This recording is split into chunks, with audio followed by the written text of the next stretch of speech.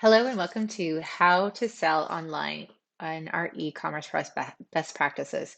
My name is Kat Stearns and I am going to be delivering this workshop today. I just also like to acknowledge that I am delivering today from the land of the Stolo peoples.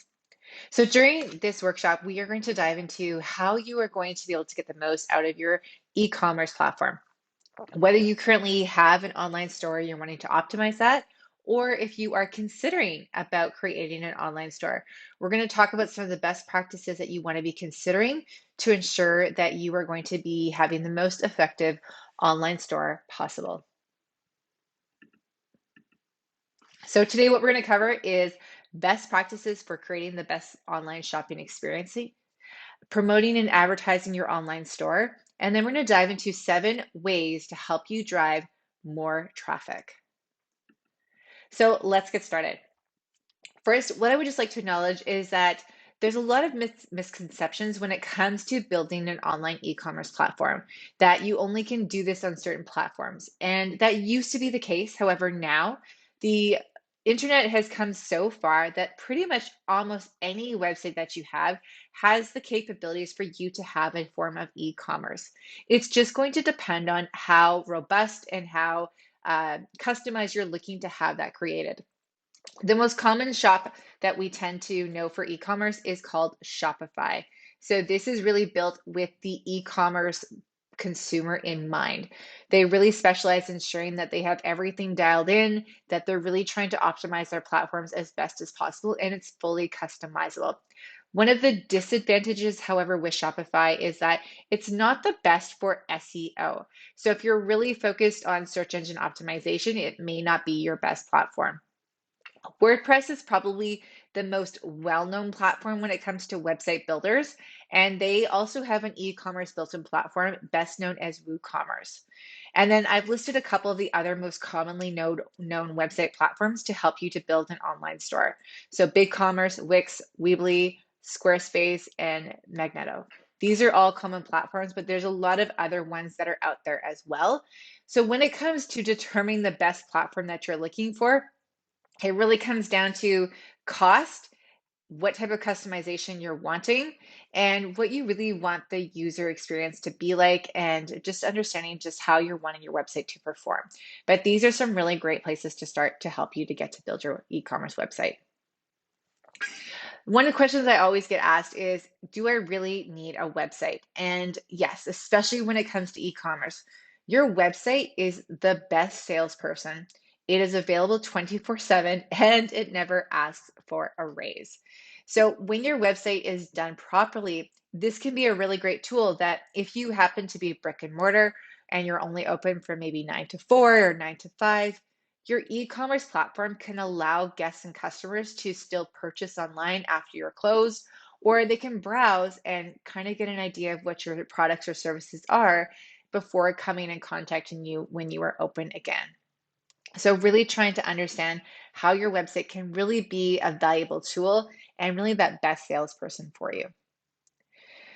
When we talk about e-commerce, I wanted to just bring into the conversation helping you understand an e-commerce conversion funnel. We aren't going to dive too much into this, but you've probably heard this before about understanding your funnel. And this is really important that as you start to have your online store and you start to really look at how purchases are happening, it's really great to start to look at how your funnel is working.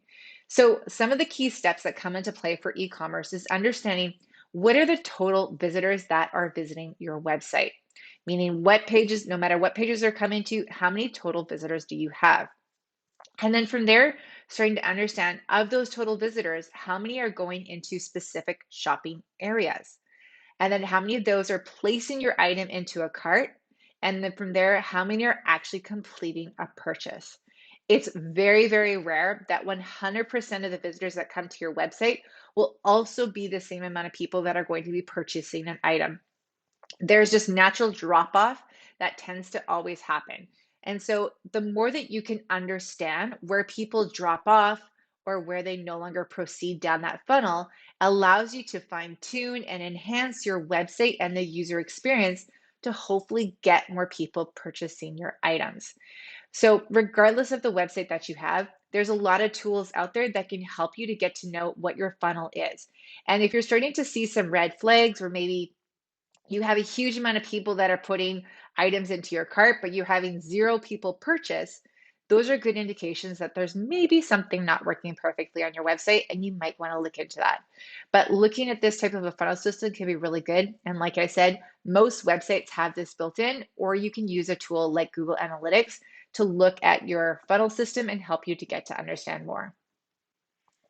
It's also really important to understand that the funnel is not the same for each business, that each business has a very different customer journey, varied on products and services that you offer. And so you can't always compare yourself to another business or another competitor, because their customers are going to be different, and the customer journey to go from your product or service to completing a sale will be very different as well.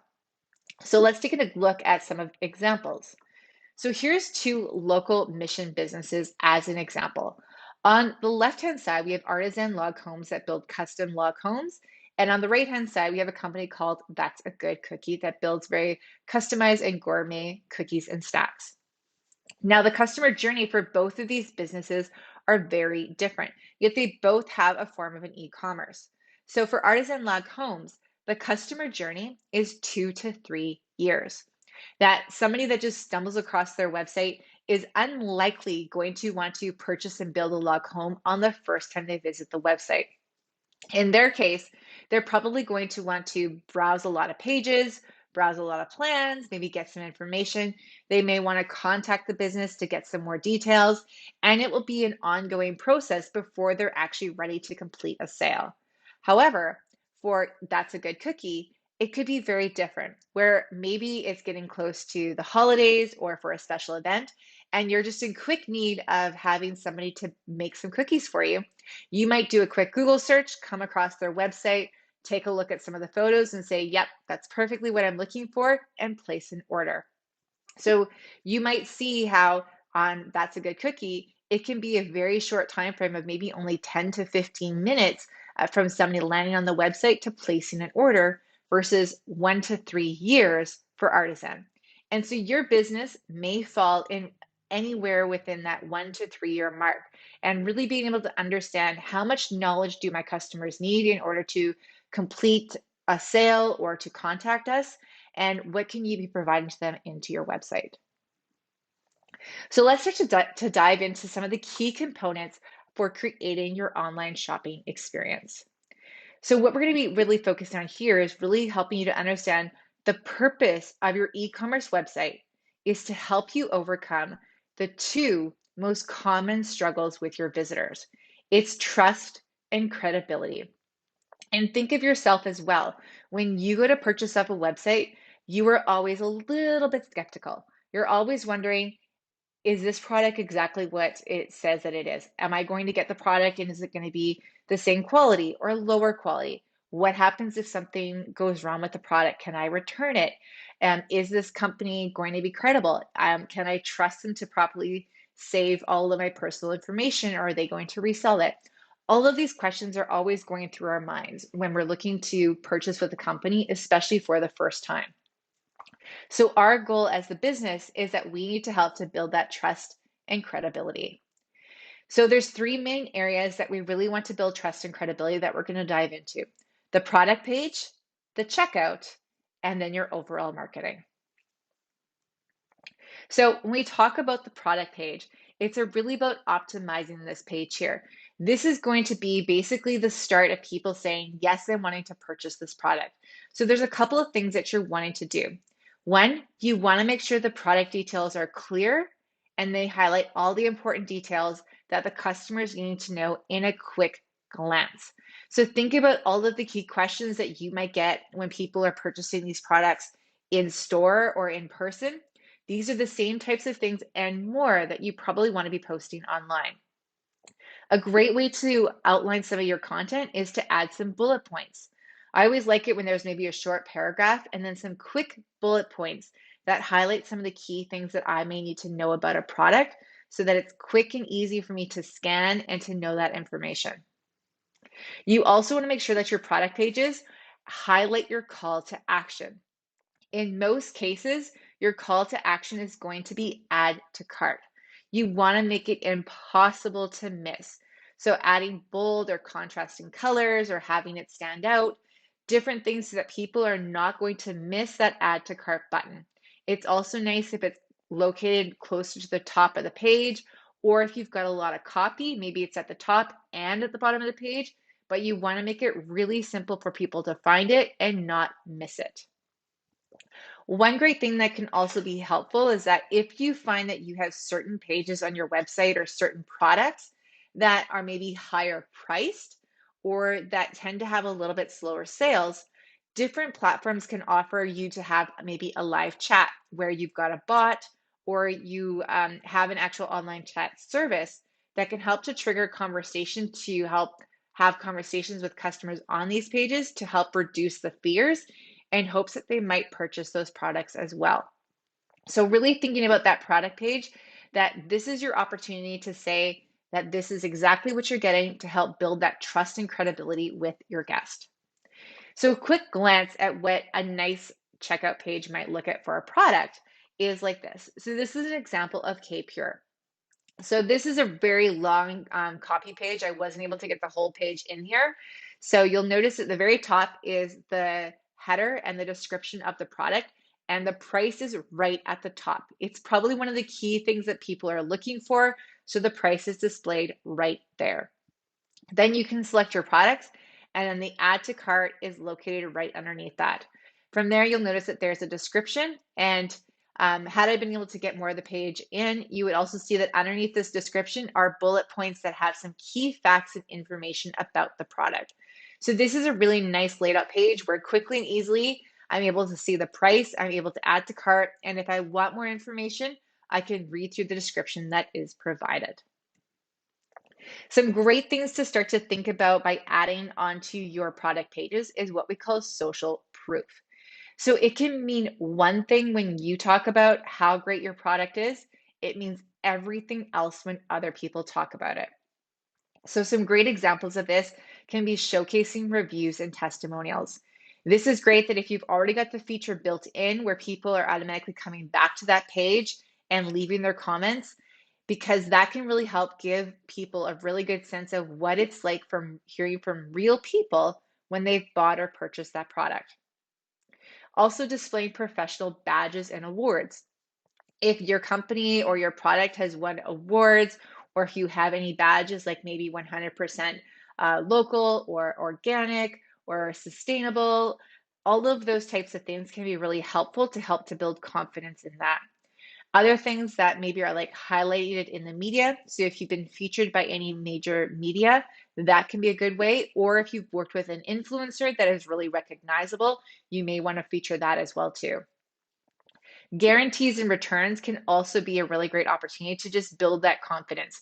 So if it's something that people may be a little uncertain that they're going to love the product, having a statement right underneath that will say that 30-day free trial, free returns, any of that type of information to help build trust and make them feel like a bit more confident in wanting to try that product or service. Another great thing is having your pages being shareable so that when somebody does come across that page and if they've purchased from you in the past and they love the product, making it simple and easy for them to share on their social media and really become an advocate for your business. So these are some great examples of what some of this social proof may look like. You can see on the left-hand side that these are customer reviews that people can quickly glance and look at. And then on the right-hand side are some badges. We have the featured in, 100% money back guarantee, certified, and made with non-GMO. These are just a small example. So you may want to take badges that maybe if you're certified by a third-party organization, or you could even create your own badges as long as you are authentic and you're being honest with the badges that you're placing. The next thing we want to talk about is your checkout optimization. And this is probably where we tend to get the biggest drop off of our shopping carts is as people start to go through the checkout. So what you want to be doing is that as they're going through the checkout process, you want to reduce the fears that your customers have because we've all gone through that where we've maybe put a product into our shopping cart But then a minute or two later, we start to realize, like, you know what? I really don't know if I need to purchase this. I wonder if I can find it cheaper somewhere else. You know what? I might just hold off and do a bit more research. All of these fears start to come into our mind. And so your checkout, you want to try and get your customers to check out as quickly and effortlessly as possible so that they aren't having a huge amount of time to think about those fears. So, number one is you want to have the least amount of steps as possible. So, there's no magic number because depending on your business, you may need a lot of information. So, it's about thinking about you want to have the least amount of steps as possible. Typically, it might be from like 1 to 3 different checkout screens that you're going to go to. Typically, not anymore, but again, you may have to have that for your business. If you do have a longer checkout process, you may want to have a progress bar at the top of your checkout to show people, am I on stage 3 of 10? Or am I on the last page of my whole entire checkout, or is there more to go? So if you've got a longer checkout process where you're asking for a lot more information, there's a lot more steps, showing people how far along they are so they don't get frustrated and then give up and decide that they're not going to continue on. I've also seen a lot of websites that they make it required for people to sign up. A lot of the time this happens because they're wanting to grow their email list, which is a fantastic strategy. However, signing up can sometimes take a lot of additional time and can sometimes be a deterrent. So having a no sign up option for your checkout can be great as well too. It can make checkout a lot faster and simpler. You may not get the signups for your newsletter, but you may get the sale. And hopefully, after time, you can use other strategies to start to grow your email list. As you're going through the checkout process, if you want to have your FAQ and return policy, this can be helpful. If you find maybe that through your checkout process, there's a big drop off at one area, maybe you want to start testing around to have your FAQ or your return policy quickly available or a little piece of content available there quickly so that people can kind of know, oh, if I don't like this, I have 30 or 90 days to return it. Then that's going to hopefully reduce some of the fears that people have. You also want to ensure that your checkout works great on a mobile experience, that you want to make sure that whether they're on desktop or on mobile, it's going to work just as well and that there's going to be no issues for them to go through that. More and more people are starting to browse and purchase online. And especially over the last year, we've gained a lot of confidence in the digital space. And so people are becoming more confident to just see something online, quickly and easily purchase it from on their phone. One thing that you do want to do to help with that building trust is having what we call an SSL certificate. So this is just a secure certificate that you will have on your website. You'll know your website is secure if you've got the HTTPS. If there's no S in your URL, that means that your website is not secure. To get the SSL certificate, you would purchase it from your hosting company, which for a lot of people, you might be using a private person to host your website, or GoDaddy or Bluehost are a lot of the common ones that you're going to want to make sure that you purchase that. And they're only a few dollars, but they're just going to help to secure your website and again, help to build trust with your customer. And then a common question that people always see is my credit card information secure? So having maybe a badge or information on that checkout page to reinforce that, yes, your credit card information is secure. You can also use third-party tools like PayPal or Apple Pay or Google Pay as another form of checkout payment to again help build that security for people as they're going through your checkout. And as you're going through, you always want to be thinking about addressing that, what we call FOMO, that fear of missing out. In the back of our mind, we're always thinking about, am I getting the best deal? So doing things like being able to again build confidence with returns, uh, maybe talking about how if you find this product at a better price anywhere else, that you'll match it. All of these different types of things can help with the fear of missing out. Another strategy that a lot of people will sometimes do is that if people are going to click as they're going through that checkout and they go to click the X, some websites will have a pop-up that comes up that will say, if you complete your sale now, you can receive an additional 10% off. So these are different types of marketing strategies that can help to optimize your checkout so that you don't lose that sale. So this is a quick example of what can happen. So In this case, I visited this website and I browsed around for a little bit, and then I went to go and close the website, and this pop-up came up that says, want an extra 15% off your purchase? And I would receive that by putting in my email address. So this is something that you can also do. Again, using tools like Shopify or other ones, they can sometimes have these services built in that can allow you to really take advantage of them and hopefully start to increase your conversion rate. What you also want to be thinking about through that checkout is that if you happen to be in a case that there are any types of potential delays or problems that could arise due to COVID-19, you want to be upfront and clear. There's nothing worse than setting an expectation that their product will arrive in 5 to 7 business days, but because of any complications with COVID, it ends up being a month. You want to be upfront and forward to say that you may receive some delays in delivery due to COVID, or just kind of stating clearly that you're tracking packages or what you're doing to try and mitigate that. People know that this happens because of what we've experienced over the last year. So just being upfront of any potential delays will help to, again, build the expectations with your customers. There's nothing worse than having something get delayed that's out of your control and then having a bad review because of that. So trying to be as upfront as possible where you can is the best thing that you can do. So for the third section here, we're going to talk a little bit about marketing optimization. So how you can be able to market your website and market your products.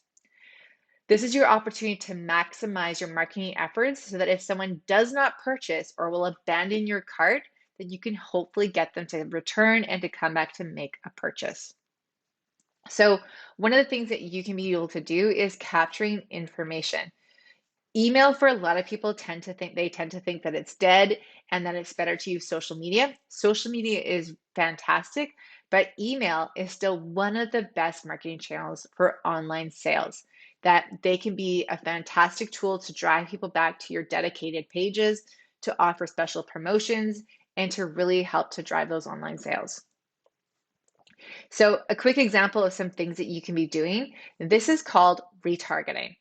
So in this example here, if I have gone to this website for Cole Haan and I happen to view a page, but I don't purchase, there's what you can be doing is called retargeting, where you're using a Facebook or a Google Pixel that after I visit this page and I go into social media, I will start to see automatic ads that are encouraging me to come back to the page to receive a percentage off or to continue purchasing, or if I've left abandoned items in my cart. If you've ever shopped on Amazon, you tend to see this a lot. If you've browsed any products or services, or you've put an item in your cart and you've walked away, over the next couple of days, you'll see emails coming in from Amazon saying, hey, this product is still available, or complete your cart now. That is what we call retargeting. So this is something that you can do by using Google or Facebook and setting this up to do some forms of retargeting. And this happens automatically in the back end to allow you to be able to retarget people that have visited specific pages, taken desired actions, but maybe not completed a purchase. Social media is a really key tool as well to help you to be able to drive your online store. So some key things that you can be thinking about doing is posting regularly on social. On certain platforms like Instagram or Facebook, setting up social shopping links. Those are the links that when you hover over top of a product, you'll see that little bag sign and it'll actually take you directly to the product in the website. Some other things that you can be doing is working with influencers. So this can be very beneficial if you happen to have the right people that you're working with that are really starting to attract the same type of audience that would be interested in your products or services. A really great one though is user generated content. So encouraging people that have purchased from your online store to tag you in their content and to be able to talk about how they like the product or service, and then repurposing that to share on your own social media. Answering commonly asked questions. So if people are wondering, especially when it comes to apparel, how clothes fit. Are they true to size? Are they a little bit bigger or smaller? Those are really commonly asked questions. And if you can constantly be answering them, that can be helpful. answering customer or highlighting customer reviews, utilizing video and live feature. I've seen this done really well with companies that when they do like live unboxing of new products or services they get in or they're trying to talk about, this can be a really great thing. The main social selling platforms too that a lot of people tend to use for online is Instagram, Facebook, and Pinterest. Pinterest especially is one that a lot of people forget about, but can be a really valuable tool um, to be able to drive traffic back to those dedicated pages. That's not to say you can't use other platforms as well, but these tend to be one of the ones that are really best set up to help you with some selling techniques. Now, one of the things you do want to think about when you are using social media is that customer journey again. So in this example here, you'll see on the left-hand side is the Herschel Supply Company that they have this post that's really highlighting masks and fanny packs. So when I see this post here, this ad that's on Instagram, and I click on the learn more for the masks, it's going to take me directly to this page that is going to focus on the masks. So what this has not done is it's not taking me to their main shopping cart where I see absolutely all of the products that they have to offer. It's taking me directly to the category that I am interested when I clicked on the mask button. And so this is what you want to be thinking about with any of your marketing, whether it's email or social media links. If you're going to be talking or highlighting a product or a service, try and take them directly to that page so there's the least amount of clicks for them to go through. If you've ever done any online shopping and clicked on links and ads before, there's nothing more frustrating than clicking on it and having it go directly to the homepage of a business or to a main shopping cart. And now you have to try and find the image or the product that you saw in the picture. It can be very frustrating and very time consuming. So trying to make it as simple as possible is the best thing. One other key thing that I won't dive into much, but I wanted just to bring it to your awareness is that last spring, Apple made some really big changes with their iOS. So they are now prohibiting certain data collection and sharing among iOS devices. So simply put, what this means is that Apple is no longer providing information to platforms like Google, Facebook, Instagram about who is using Apple devices and a lot of the personal data and information. So now it's become a lot more difficult for us to target people because Apple's not saying where you're from, what types of interests you have, what type of device you're on, etc. So it's becoming a lot more difficult to target with Apple. There are some things that Facebook and Google and these platforms are doing to now try and get around this new change. But if you're somebody that you've maybe noticed a decrease in some of your analytics, or if you've been running ads and you've noticed some changes in how your ads are performing or seeing your conversions, this is largely because of that, is that Apple is no longer passing that data through, making it a lot more difficult for people to target and to gain information from people that are on Apple devices. So one of the key tools that a lot of people tend to forget about, but can be very helpful when you're doing e-commerce is email marketing. So having your website or your checkout set up in a way that allows you to gather email address can be very helpful. The key thing that you want to think about is that you want to ensure that you have the proper permission.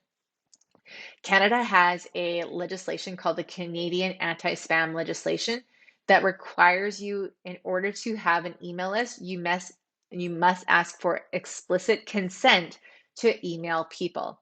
So you want to make sure that you are getting that proper consent and that you're not automatically just adding people anytime they check out. Some great ways for you to start to get people to want to sign up is offering something in return for them giving your email. That may be a specific offer, it may be a discount. When you do have that email, it's great for you to personalize your email with having that first name in that email that's going out. And then nurture your list by sending constant updates and emails and making it exciting for people to want to open up those emails. Making sure your call to actions are very clear. And then also segment your list. Start to break your list into different groups so that you know maybe who are people that have purchased versus people that have not purchased, or maybe people that are continually purchasing are your best customers compared to people that maybe only purchased once a year ago. These can all be different things that can help you to better target people in your email and to hopefully get better returns. This is a quick example of a checkout that has a lot of that personal information. And you'll notice there's a check box here that says, keep me up to date on news and offers. So by having somebody select that, that will automatically add them to the newsletter. And that's a really great and simple way for people to gain access to your newsletter. So next we're going to talk about 7 ways to drive more traffic and sales to your website. So number 1 is really focusing on SEO best practices or search engine optimization.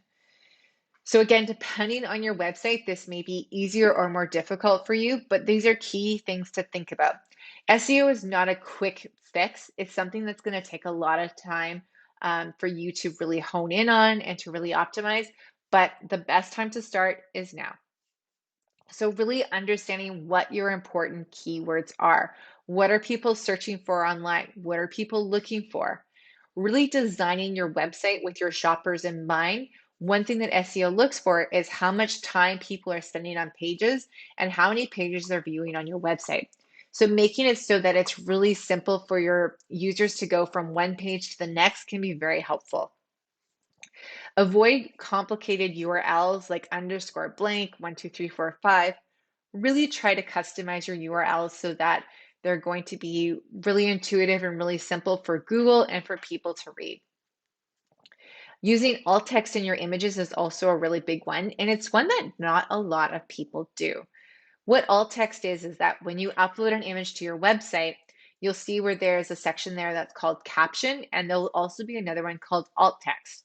And this is allowing you to put in the text that describes the image, so that if somebody that was visually impaired happened to go to your website, they would be able to use their computer to be able to read the description of that image. So this is something that Google actually looks for, but not a lot of websites do. So this might be something that if you want to take a bit of time to do, can just give you a little bit of that extra, what I like to call Google juice. Adding meta descriptions for your products, this is also another really big one. It doesn't necessarily help with SEO, but it helps with people clicking through. What this is that if you've ever typed something into Google and on that first page of Google, you see headlines and then a sentence or two of text underneath it, that is your meta description. So you can actually customize those descriptions on each page of your website. And so it's important to update those with the relevant information about the products and information on that page so that people know what that page is about if they see that in a Google search result and want to click on it. The big thing is to avoid duplicated content. You don't want to be having multiple pages of the same content throughout your page, throughout your website. And important to always write for humans first, not for search engines. That Google will actually reward you that if you have people that are coming to your website, engaging, reading your content, more than trying to write and get everything perfect for SEO. Some great things that can also help you are creating blog articles to support your products. Great things like reviews, testimonials, FAQs, or really helping people to understand how to use a product or service. And then a great tool to help you, especially for local SEO, is Google My Business. So we talked a little bit about this earlier, but another great tool to help you is through retargeting. And you would do that with what we call a Facebook pixel. So this is a little bit more advanced, but this is a tool that you can actually go in within your Facebook ads account. You'll have an option here to create a Facebook pixel. It's a little snippet of code that you will then put onto your website that will then allow you to track information and track people and data. So you can start to be able to target people in some of these examples that I provided. So you can start to retarget people from anybody that's visited your website for the last 30, 60, or 90 days. You can also identify specific pages. So an example might be that you want to visit people that have only visited a certain product page or people that have visited your about page, and you might want to send them ads or you might want to retarget them through that. The list is endless as to how you can use the Facebook pixel and retargeting to work with this. So these are only some examples. Again, this is a bit more of an advanced technique, but it's very helpful, especially if you are wanting to run ads. This is a really great way to really make sure you're targeting the right people. We also talked about this a little bit before as well too. So in addition to pop-ups for people that abandon your cart, you may also want to have different promotions set up for people that are maybe visiting your website for the first time. So this is a great thing that you can have set up, that for someone that's maybe visiting your website for the first time, a little pop-up comes up, you're encouraging them to subscribe to your email list, and then you can be able to offer them a discount. In this case, it's a 10% discount for them to be able to then purchase. So this can be a great thing to try and encourage them to purchase right away. And it can also help you to grow your email list in hopes that you can be able to send them future promotions and information too. One great thing that Instagram has really been doing is really trying to make this a very strong shopping platform. So Instagram a while ago released the shopping links where you can actually connect your online shopping cart with your account and be able to tag products. And now they've taken it a step further where you can be able to also have a specific shopping tab on your Instagram account where you can list all of your shopping products. So again, depending on the website you're using, the steps might be a little bit different, but essentially you're going to want to create your online store, and then you're going to want to connect it with your Facebook Business Manager account. You'll see in there an opportunity to set up a shopping catalog and connect it to Facebook and Instagram. You'll also want to make sure that you have a verified domain through the different steps to ensure that you are going to be properly secured. So this is something that if you do have an online shopping e-commerce website, you would really want to set this up because it makes it really quick and easy for people to see if you have any of your products in any of the posts that you share, to include a link that will take them directly to that page on your website. Again, another more advanced tool, but one that's really great, is Google Optimize. So, like we talked about that funnel system early on, and it's about making sure that you're always trying to improve it so that if people are dropping off when they're viewing your products or through that checkout, what can you be doing to increase their checkout? So, Google Optimize is a free tool that you can use to start to make some design changes. There's a number of different types of testing that you can do. The simplest one is probably what we call the A/B testing. So what you could look at doing is, say, for example, you have a product page and you find that a lot of people are going to view that page, but very few people are clicking the add to cart button. What you could then look at doing is you could say, what if I were to change my add to cart button from blue to red? Would that actually help people want to click and add to cart or not? So using Google Optimize, you can actually set that up where you would create a duplicated version of that page where you're going to have one of your add to cart buttons blue and the other one red. And then you could test it to see which one performs better. And then whichever one performs better, make those updates to your website. You can do a lot of other testing here by testing text, images, headlines, testing different types of pop-ups. There's a lot of different type of testing you can do. And the great thing is that you're doing this on Google Optimize, where it doesn't require a lot of coding or any information. So you're not actually making the changes to your website. You're just doing it in a duplicated site that then if you find those changes work, then you can apply them to your real website. Another great one as well too for driving traffic is a referral program. So again, if you've got an email list and you've started to segment it and you know if you've got customers that are constantly purchasing from your website, it may be a great opportunity to start up a referral program to encourage them to invite their friends and family to also shop from you as well. It can also be a great way to build to build rapport with your customers. The big thing people are always thinking about though is what's in it for me. So what's in it for me for sharing this with my friends and family, and then what's going to be in it for them.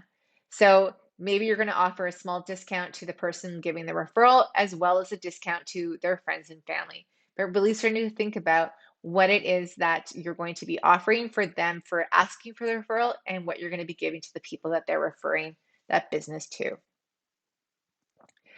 And then the last one that we're going to dive into here as well is really thinking about periodic campaigns.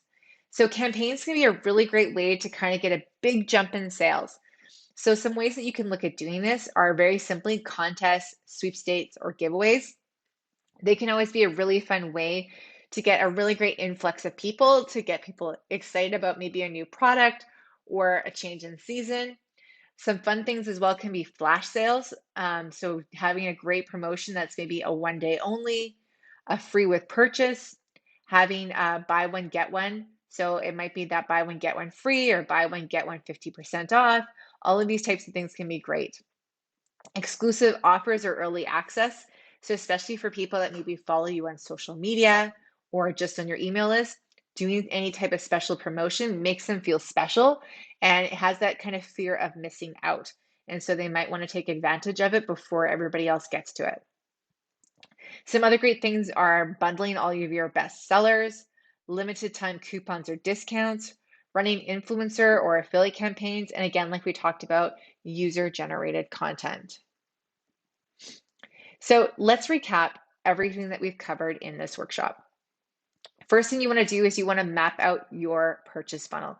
You want to know how long it's going to take from people to go from having interest in your product or service to actually completing and checking out. Think about optimizing those product pages, making it really simple and easy people to scan, to find the information, and to add to cart. Once they're in that checkout experience, making it as simple as possible, having the least amount of steps, and really ensuring that at any point in time, if they do jump out of that checkout, you have a way to either capture their email address or add a special promotion. And then optimize your marketing, thinking about all of the different channels you have available, whether that's through email, social media, or again, just really trying to optimize your website. Use analytics to monitor your success to ensure that you know where people are dropping off, what social platforms traffic is coming from, and understanding the most that you can about your website. And always be testing new ideas. What maybe worked 6 months ago will work today. Won't work today. Or maybe what worked a couple for somebody else isn't going to work for you. You might have to work with something different, but always be testing new ideas. So this is a lot of information that we pulled together. So what we have provided to the Chamber of Mission is a quick check sheet. So for each of the different topics that we've talked about, we put together this check sheet that's going to help you to just have a quick glance at what we provided so that you can stay on top of optimizing those product pages, your checkout, and thinking about your overall marketing. So at this point in time, I'd like to just say thank you very much for everybody for participating and listening to this recording. And I wish you all the most success with your e-commerce online store. Thank you so much again for the Chamber for putting this session on. And my name is Kat Stearns, and I'm always here to help should you have any questions in the future. So thank you very much, and hopefully you've learned something great from this session.